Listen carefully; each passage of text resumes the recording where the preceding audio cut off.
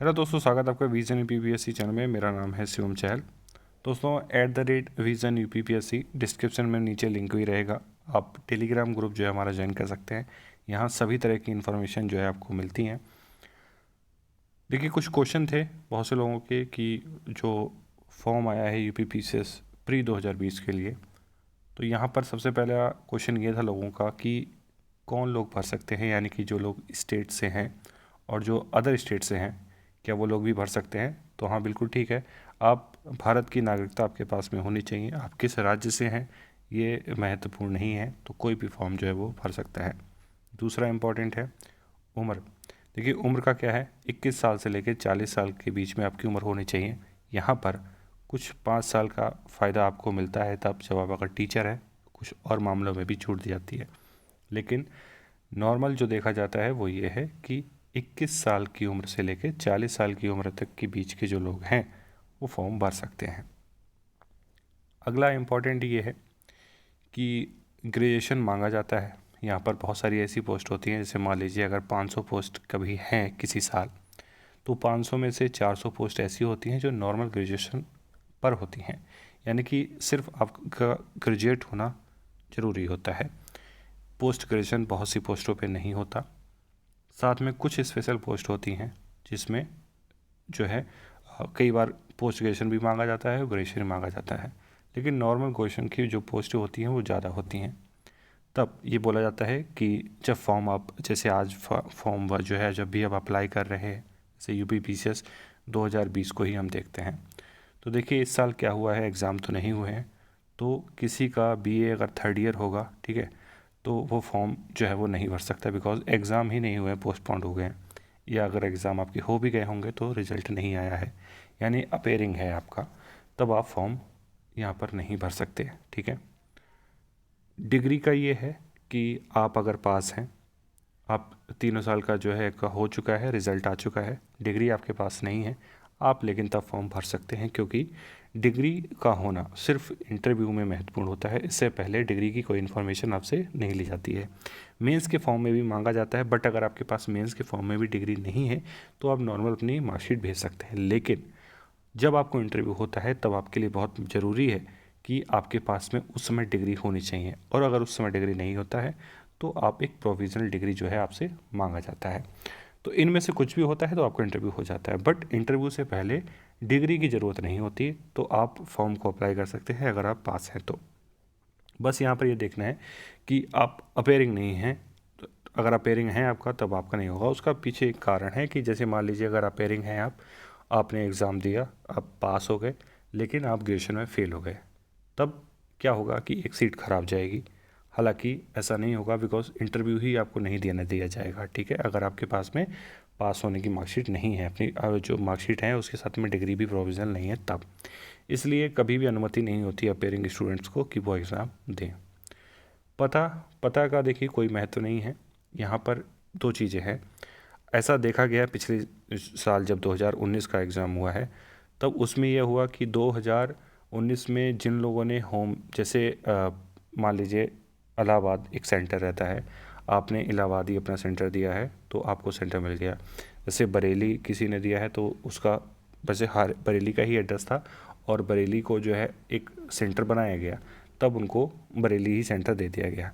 लेकिन जब ऐसा हुआ कि जो सेंटर नहीं है, जैसे रामपुर सेंटर नहीं रहता और रामपुर आपको जो है आपने अपना एड्रेस दिया है, तो रामपुर से हो सकता है आपको मुरादाबाद भेज दिया जाए, हो सकता है आपको बरेली भेज दिया जाए, या दूसरी जगह भी आपको भेजा जा सकता है।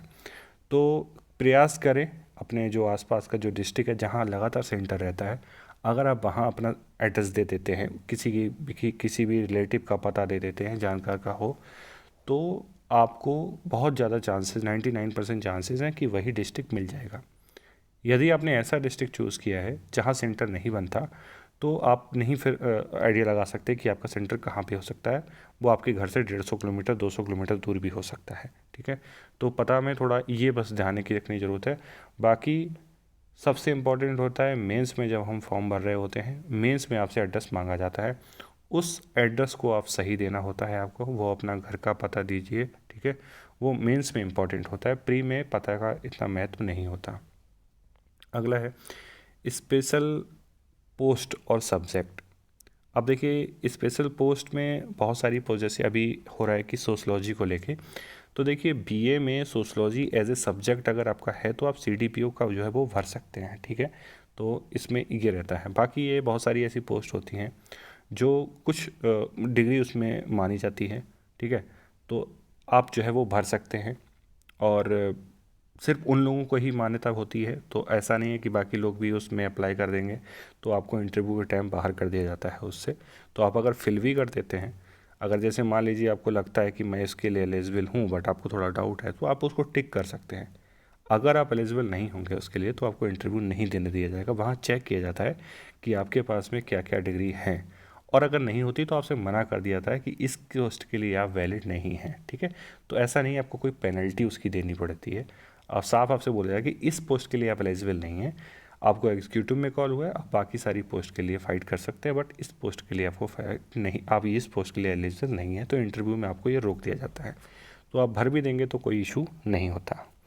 दूसरा ये है कि जैसे बहुत लोगों का है डिफेंस और सोशल वर्क वापस आएगा। डिफेंस के जो लोगों ने, टीचर जो थे, उन्होंने केस भी किया था, वो जीत भी गए केस, लेकिन दोनों सब्जेक्ट वापस नहीं आए, तो वो सब्जेक्ट अब वापस भी नहीं आने वाले। अगला है इंग्लिश और हिंदी मीडियम को लेके, यहाँ पर आता है कि क्वेश्चन कि मेंस में हम आंसर जो है लिखते समय ध्यान रखना है। प्री में तो कोई ऐसा इशू नहीं है। अब देखिए एसए का पेपर, साथ में पेपर 1, 2, 3 और 4, ठीक है।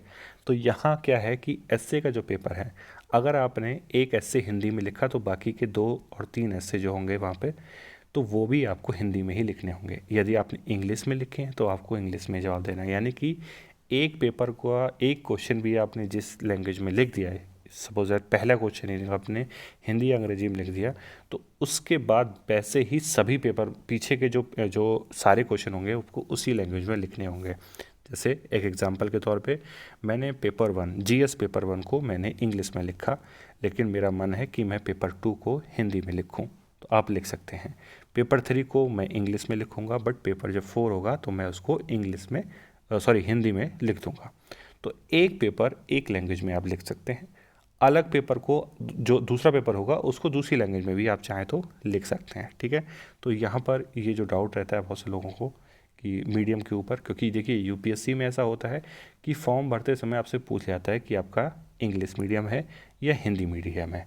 तब वहाँ पर क्या है, आप इस तरह से नहीं कर सकते कि एक पेपर को आपने किसी और लैंग्वेज में लिख दिया और पेपर 2 को किसी और लैंग्वेज में लिख दिया। वहाँ आपने मीडियम के हिसाब से आपने एक बार चूज़ कर लिया तो उस हिसाब से ही आपको लिखना होता है।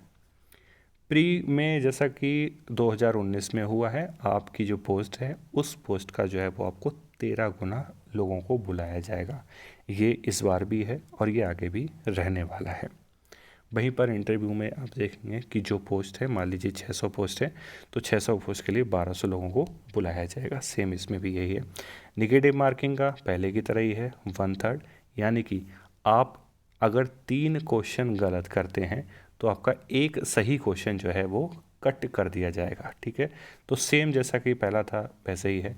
और बाकी हमारा जो ऑनलाइन टेस्ट सीरीज़ है वो आ चुका है, आप ज्वाइन कर सकते हैं। साथ में टेलीग्राम का जो ग्रुप है इसको जरूर ज्वाइन कर लीजिए, ऐसी इन्फॉर्मेशन आपको वहाँ पर मिलती रहेंगी। Thank you.